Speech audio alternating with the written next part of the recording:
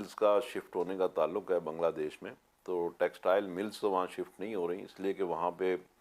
Cotton पैदा नहीं होती। कॉटन तो पाकिस्तान में पैदा होती है, तो टेक्सटाइल मिल्स तो यही हैं। अब रह गया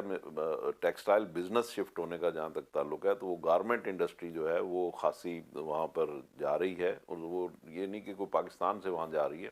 लेकिन चूंकि वहाँ पे लीस्ट डेवलपमेंट कंट्री का उनको स्टेटस हासिल है, इस वजह से उनकी जो एक्सपोर्ट्स हैं उनके ऊपर ड्यूटीज़ कम है, और इस वजह से, और फिर इनकी कॉस्ट ऑफ प्रोडक्शन कम है, उनके यहाँ ईज़ ऑफ डूइंग बिजनेस हमसे बेहतर है, उनके यहाँ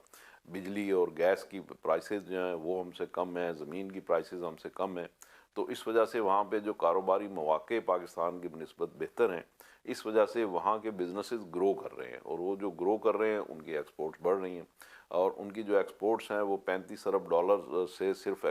टेक्सटाइल की जो एक्सपोर्ट्स हैं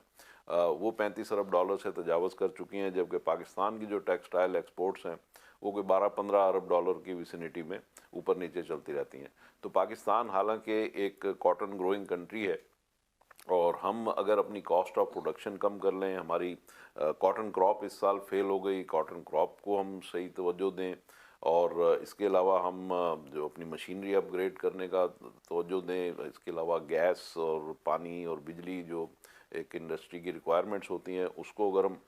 प्रॉपरली फुलफ़िल कर लें, टैक्स के मसाइल को हल कर लें, तो यकीनन पाकिस्तान की ओवरऑल एक्सपोर्ट्स भी बढ़ सकती हैं, और उसमें टेक्सटाइल का जो परसेंटेज है वो भी खासा इंक्रीज़ हो सकता है। तो जहाँ तक पाकिस्तान में इंपोर्ट्स का ताल्लुक है कि हमारे यहाँ इंपोर्ट्स बढ़ती जा रही हैं और एक्सपोर्ट्स कम हो रही हैं, तो और गवर्नमेंट अपने रेवेन्यूज़ इंपोर्ट्स से पूरे करती है, तो जब इंपोर्ट्स, तो पाकिस्तान में आपको पेट्रोलियम की इंपोर्ट है, आपके यहाँ एडिबल ऑयल की बहुत बड़ी इंपोर्ट है, इसी तरीके से आपके यहाँ केमिकल्स की बहुत बड़ी इंपोर्ट्स हैं। तो पाकिस्तान इस साल तकरीबन कोई 75 से 80 अरब डॉलर की इंपोर्ट्स करेगा, और जबकि एक्सपोर्ट्स जो होंगी वो कोई 30-32 अरब डॉलर की होंगी। तो ये जो इतना बड़ा तफावत है, तकरीबन कोई 50 बिलियन डॉलर का, इसमें 30-32 अरब डॉलर हमें बैरून मुल्क पाकिस्तानियों से रेमिटेंसेज आएंगी, तो 18-20 अरब डॉलर का हमारे यहाँ करंट अकाउंट डेफिसिट होगा। तो ये हमारी मुआशी ख़राबी या मुआशी सेहत की ख़राबी की अलामात हैं। हमें चाहिए कि अपनी एक्सपोर्ट्स को हम बेहतर करें, चाहे वो आईटी की एक्सपोर्ट हों, चाहे वो टेक्सटाइल की एक्सपोर्ट्स हों, चाहे वो मैन पावर की एक्सपोर्ट्स हों, चाहे वो किसी और चीज़ की एक्सपोर्ट्स हों। तो हमें एक्सपोर्ट्स के एवेन्यूज़ तलाश करने होंगे, और अपनी एक्सपोर्ट्स करनी होंगी, और वैल्यू एडिड एक्सपोर्ट्स करनी होंगी, और अपनी क्वालिटी को बेहतर करना होगा, डिज़ाइनिंग को बेहतर करना होगा, पैकेजिंग को बेहतर करना होगा, और कॉस्ट ऑफ डूइंग बिजनेस को हमें कम करना होगा, ताकि हम इंटरनेशनल मार्केट में कम्पीट कर सकें। तो इस तरीके से जब हमारी एक्सपोर्ट्स बढ़ेंगी, तो फिर हमारा जो करंट अकाउंट डेफिसिट है, ट्रेड डेफिसिट है, वो फिर नीचे आएगा। तो इसी से फिर हमारा मुल्क तरक्की करेगा। इस वक्त जो हमारी सिचुएशन है कि हमारे पास, चूँकि ये कोई 18-20 अरब डॉलर का हमें नज़र आ रहा है कि इस साल करंट अकाउंट डेफिसिट होगा, तो उसके लिए हमें तगोदो करनी पड़ रही है कि हम आईएमएफ से कर्ज़ लें, दूसरे मुल्कों से कर्ज़ लें, प्लस हमें कोई 12 अरब डॉलर के कर्ज़ पिछले जो हैं वो भी हमने लौटाने हैं। तो आईएमएफ से अगर हम कर्ज़ नहीं ले पाएंगे, तो इसका मतलब ये होगा कि हमें मज़ीद कर्ज़े नहीं मिलेंगे। जब मज़ीद कर्ज़े नहीं मिलेंगे, तो वो जो 12 अरब डॉलर हमने इस साल लौटाने हैं वो कैसे लौटाएंगे, तो डिफ़ॉल्ट होने का ख़तरा है, जिसकी वजह से गवर्नमेंट को ये मिनी बजट भी लाना पड़ा, और ये सारे जो पाकिस्तानी अवाम के ऊपर 300 अरब रुपए के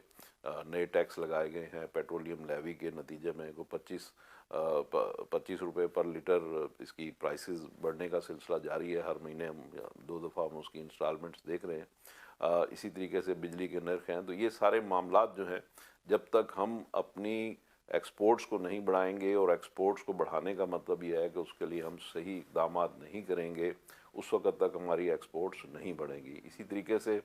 जो हमारे अखराजात हैं, कि जिसमें हमारी स्टेट ओन्ड कॉरपोरेशन हैं जो कि तकरीबन 600 अरब रुपए साल का नुकसान करती हैं। हम तकरीबन 300 अरब रुपए की बिजली चोरी करते हैं, और 300 अरब रुपए बिजली लाइन लॉसेस में हम ज़ाया करते हैं। तो ये 1200-1400-1500 अरब रुपए सालाना हम जो ज़ाया कर रहे हैं, तो इसको भी हमें कंट्रोल करना होगा, इसको कवर करना होगा, ताकि ये नुकसानात ना हो। और साथ ही साथ हमें अपनी एक्सपोर्ट बढ़ानी होगी, और उसके लिए हमें इंडस्ट्री को सही खतूत पे, जदीद खतूत पे इस्तवार करना होगा, और उनके जो रास्ते में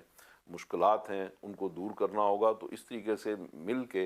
ये एक पैकेज होगा, एक ब्लेंड होगा, जिसके नतीजे में हम तरक्की कर पाएंगे। और ये कोई रॉकेट साइंस नहीं है। दुनिया के जिन मुल्कों ने भी तरक्की की है उन्होंने एक तो अपने लॉसेस को कंट्रोल किया है और दूसरी तरफ अपने